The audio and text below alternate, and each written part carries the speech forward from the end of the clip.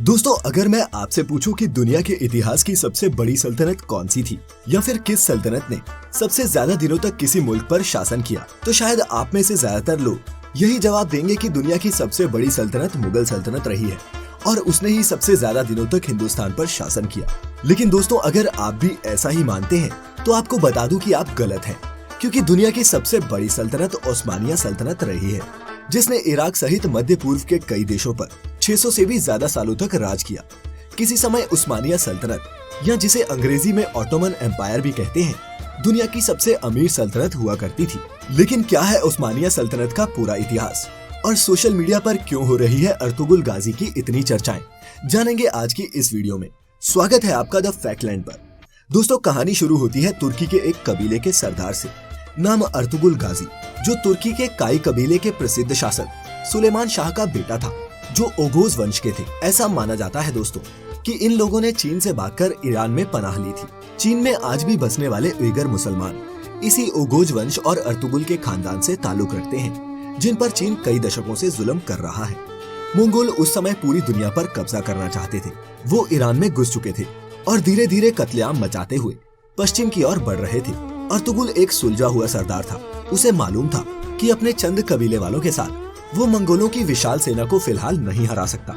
इसीलिए अर्तुगरुल गाजी काई कबीले के कई जाबाज लड़ाकों के साथ पश्चिम की ओर बढ़ा और मंगोलों से बचते हुए वो रोमन साम्राज्य की सरहद तक जा पहुंचा। ऐसा माना जाता है कि अर्तुगरुल जब अनातोलिया पहुंचा तो वहां के सेल्यूकी शासक ने एक ओर से मुसलमानों के खिलाफ जंग छेड़ रखी थी, वहीं दूसरी तरफ मंगोल बगदाद में 10 लाख मुसलमानों का कत्ल कर चुके थे।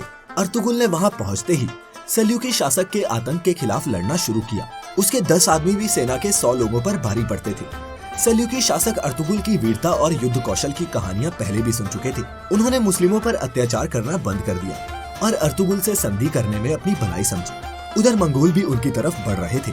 अर्तुगरुल ने सैलिक सेना के साथ मिलकर मंगोलों को खदेड़ना शुरू कर दिया, जिसमें उसकी युद्ध की समझ और रणनीति ने अहम भूमिका निभाई। अर्तुगरुल अपने दौर में वो अकेला इंसान था जिससे मंगोल भी दहशत खाते थे।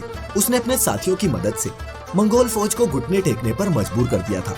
मंगोलों के खिलाफ अर्तुगरुल के जज्बे को देखते हुए सलीकी सुल्तान ने सोगुट शहर के आसपास के कई हजार वर्ग मील की जमीन उसे दे दी, जहां अर्तुगरुल गाजी ने ओस्मानिया सल्तनत की नींव रखी और खुद उस सल्तनत का सुल्तान बन गया। अर्तुगरुल जल्दी ही अपने आसपास के कबीलों के साथ संधियां करके उन्हें अपनी सल्तनत में मिलाने लगा और देखते ही देखते अर्तुगरुल की सल्तनत रोमन एम्पायर के सामने एक खतरे के रूप में उभरने लगी। अर्तुगरुल की मौत के बाद उनके बेटे ओस्मान ने इस सल्तनत की डोर संभाली और वो भी अपने पिता के ही नक्शे कदमों पर चला। ओस्मान के नाम पर ही ओस्मानिया सल्तनत का नाम रखा गया था। रोमन साम्राज्य के पतन के बाद इस सल्तनत में यूरोप का एक बड़ा इलाका मिल गया और इसका आकार कई गुना बढ़ गया। चूँकि इस सल्तनत के बारे में इतिहास में बहुत ही कम जानकारी दी गई है, इसलिए दोस्तों ये तो बताया नहीं जा सकता कि अर्तुगरुल गाजी का जन्म कब और कहाँ हुआ था या ओस्मानिया सल्तनत की शुरुआत कितनी ईस्वी में हुई थी। लेकिन कुछ इतिहासकारों की माने तो अर्तुगरुल गाजी का जन्म 1225-26 के आसपास हुआ था और 13वीं सदी में ही ओस्मानिया सल्तनत की स्थापना भी हुई थी। लेकिन इतिहास में सभी सुल्तानों में अर्तुगरुल सबसे अलग था। उसका नाम दूसरे मुस्लिम शासकों की तरह एक क्रूर शासक के रूप में इतिहास में दर्ज नहीं है। वो इस्लाम को पूरी ईमानदारी से मानता था, लेकिन उसकी नजर में सभी धर्मों के लोग एक समान थे। सुल्तान बनने के बाद अर्तुगरुल गाजी ने कुरान को अपना संविधान बनाया था। उसकी हुकूमत में सूद और ब्याज पर सख्त मनाही थी और जो ऐसा करता उसे सख्त सजा का प्रावधान भी था। दोस्तों, ऐसा भी कहा जाता है कि अर्तुगरुल गाजी की न्यायप्रियता को देखकर चंगेज खान के कई सिपाहियों ने भी इस्लाम धर्म को अपना लिया था।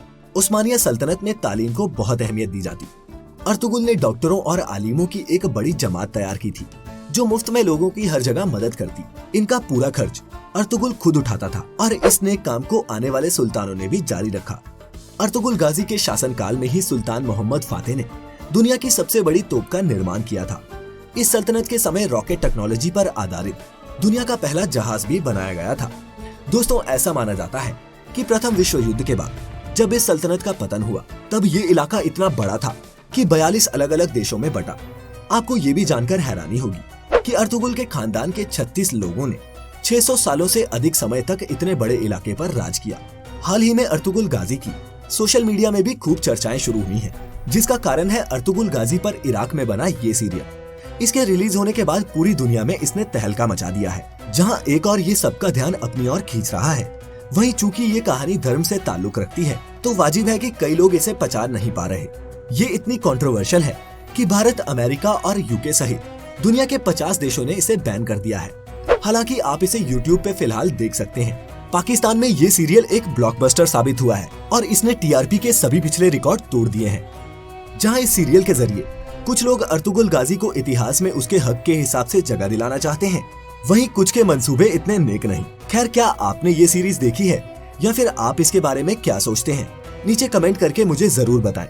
और अगर आज की ओस्मानिया सल्तनत और अर्तुगरुल गाजी पर ये वीडियो आपको पसंद आई हो तो इसे ज्यादा से ज्यादा लाइक और शेयर करके हमारा हौसला बढ़ाएं। आज की इस वीडियो में इतना ही। वीडियो को अंत तक देखने के लिए आपका बहुत बहुत शुक्रिया।